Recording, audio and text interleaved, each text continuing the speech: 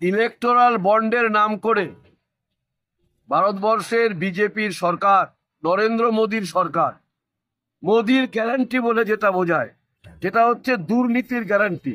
Electoral bond সংক্রান্ত তথ্য গোপনের অপচেষ্টা, সুপ্রিম কোর্টের নির্দেশ অগ্রাহ্য করে বিজেপি ও তৃণমূল কংগ্রেসের রাজনৈতিক দুর্নীতি প্রকাশ করতে অনীহার বিরুদ্ধে শিলিগুড়ির এয়ারভিউ মোড়ে স্টেট ব্যাংক অফ ইন্ডিয়ার শিলিগুড়ি শাখার সামনে দার্জিলিং জেলা বামফ্রন্টের পক্ষ থেকে প্রতিবাদে বিক্ষোভ দেখানো হলো। এদিনের এই বিক্ষোভে উপস্থিত ছিলেন দার্জিলিং জেলা সিপিআইএম এর জেলা সম্পাদক সমন পাঠক, সিপিআইএম নেতা শরদিন্দু চক্রবর্তী সহ অন্যান্যরা। সমন পাঠক বলেন, 2020 সাল থেকে 2024 সাল পর্যন্ত যতগুলি কোনো না কোনো রাজনৈতিক দলকে ইলেকটোরাল বন্ড দেওয়া হয়েছে তার কোনো হিসেব নেই। কোন দলকে কতগুলি ইলেকটোরাল বন্ড দেওয়া হয়েছে তা জানার অধিকার মানুষের রয়েছে। বিজেপি, তৃণমূল এমনকি কংগ্রেসও এই ইলেকটোরাল বন্ড থেকে টাকা নিয়েছে, একমাত্র বামপন্থীরাই একটা টাকাও নেয়নি।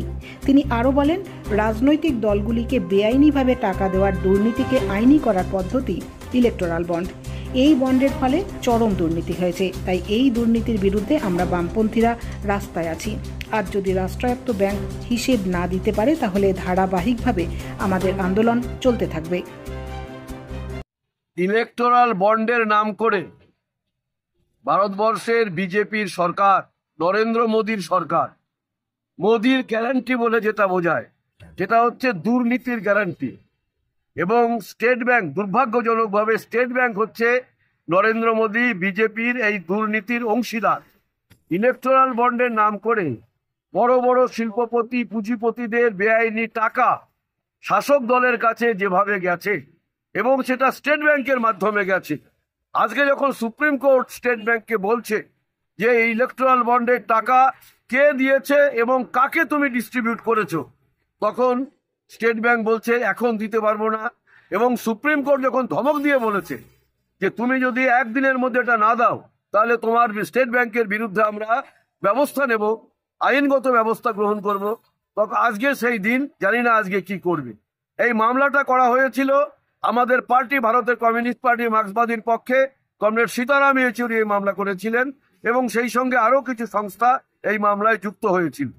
আমরা এটাও দেখতে পাচ্ছি যে ইলেকট্রাল বন্ডের নামে যে বেআইনি টাকা পুঁজিপতি, শিল্পপতিদের, শুধুমাত্র বিজেপি, নরেন্দ্র মোদীরা পেয়েছে তাই নয়, বিজেপির পরেই যে লাভবান হয়েছে সেটা হচ্ছে তৃণমূল কংগ্রেস। তৃণমূল কংগ্রেস একটা আঞ্চলিক দল, একটা আঞ্চলিক দলের সরকার, একটা রাজ্যের সরকার। সেই তৃণমূল কংগ্রেস এই ইলেকট্রাল বন্ডের নামে এই পুঁজিপতিদের কাছ থেকে এত টাকা কিভাবে পেল, এটাই হচ্ছে মোদী মমতা সেটিং।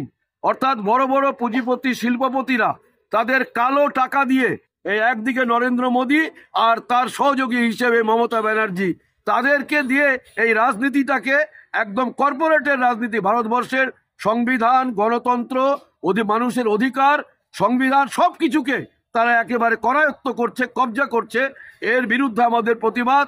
এবং যে স্টেট ব্যাংক অফ ইন্ডিয়া স্বাধীন ভারতবর্ষের অর্থনীতির একটা মেরুদণ্ড, সেই স্টেট ব্যাংক অফ ইন্ডিয়া আজকে শাসক দলের দুর্নীতির অন্যতম বাহকে পরিণত হয়েছে, তার বিরুদ্ধেও আমাদের ধিক্কার।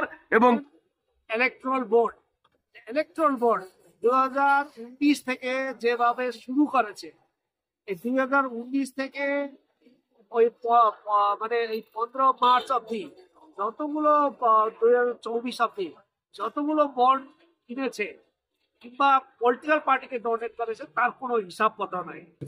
এটা হচ্ছে অদ্ভুত ভাবে একটা পলিটিক্যাল পার্টিকে বিভিন্ন কর্পোরেট এখন অব্দি 44,000 কর্পোরেটরা ডোনেট করেছে। তারা কে, তারা কেন সেটা করলো এবং কোন পার্টিকে করলো সেটা কোনো ট্রান্সপারেন্সি নাই। সেটা রাইট টু নো, মানে মানুষের জানার অধিকার আছে, সাংবিধানিক অধিকার আছে। একটা সিটিজেন কেন জানবে না, সেটা জানার অধিকার আছে। আপনারা ইতিমধ্যে দেখেছেন বিজেপি কত তার ফান্ডিং করেছে, কংগ্রেসও তার ফান্ডিং করেছে, এবং টিএমসি কংগ্রেসও এই ইলেকট্রো বন্ড থেকে তারা ভালো বিশাল পয়সা করেছে।